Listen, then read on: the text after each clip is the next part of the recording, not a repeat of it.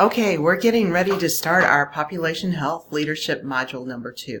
So what we're really going to do in this module is take what we've started with as far as general principles of leadership, and we're going to now look at leadership in the context of high impact practices and implementing change or improvement. So actually putting that leadership to practice. So that's some of the areas of focus that we're going to look at. So as we take a look at the module itself, we're going to start off with some of the readings, and you'll find the readings to be very interesting. One is the Institute for Healthcare Improvement's High Impact Leadership White Paper, and this is a really good overview of really making your leadership practice impactful.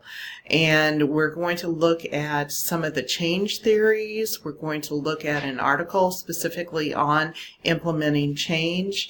And we're going to look at becoming a leader and building those leadership skills and frameworks for developing those skills that we looked at in the very first module. So really assimilating those practices as you move forward in your population health practice.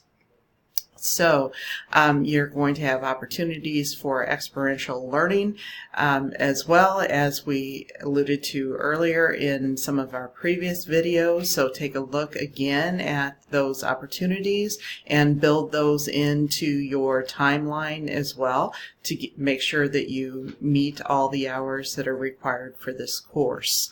So we're going to start out with a valuable video from the Institute for Healthcare Improvement, and we're looking at becoming that leader.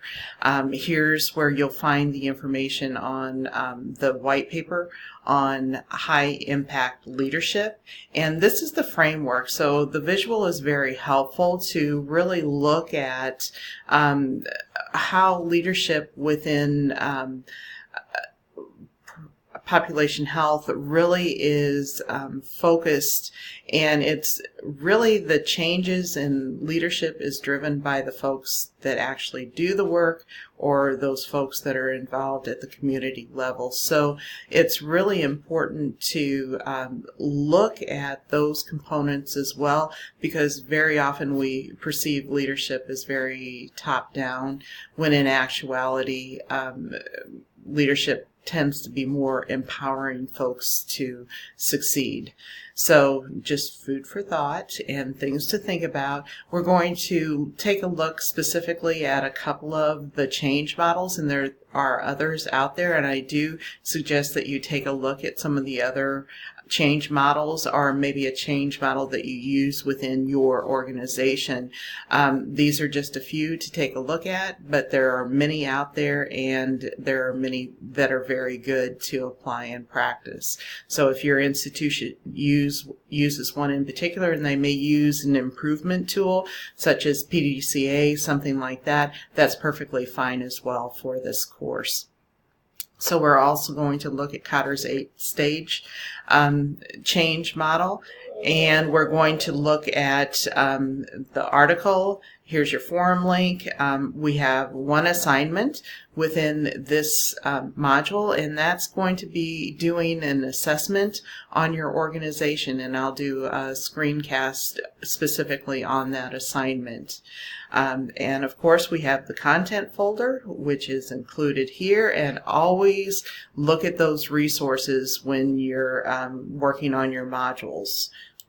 As we take a look at the discussion board for this module, you'll find that we're going to be using many of the assignments as part of our discussion boards as well, because we really need to look at the experience of population health and what's going on in other organizations and have that dialogue and learn from each other. So that perspective is really very valuable as we move forward. So you're going to be including your completed pathway pathways to population health compass assessment as part of your discussion board. And then you're also going to go on a virtual field trip. So you're going to take a look at some materials, and then you're going to bring back what you found to be very helpful.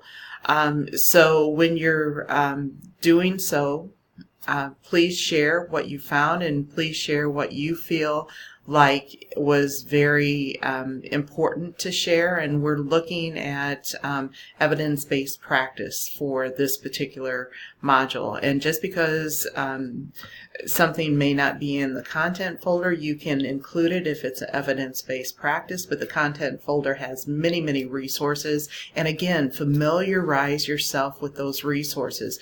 They will help you as you move forward. And then you'll have some interaction about your compass assessments. So it's outlined in the discussion board specifically what you need to include in your comments to your classmates. So there's also the option that you can pose a question to your fellow students, and please feel free to do so. And the more that we can engage in dialogue and broaden our perspectives and broaden our thought processes, the more we all learn. So thank you so much. Let me know if you have absolutely any questions about module number 2.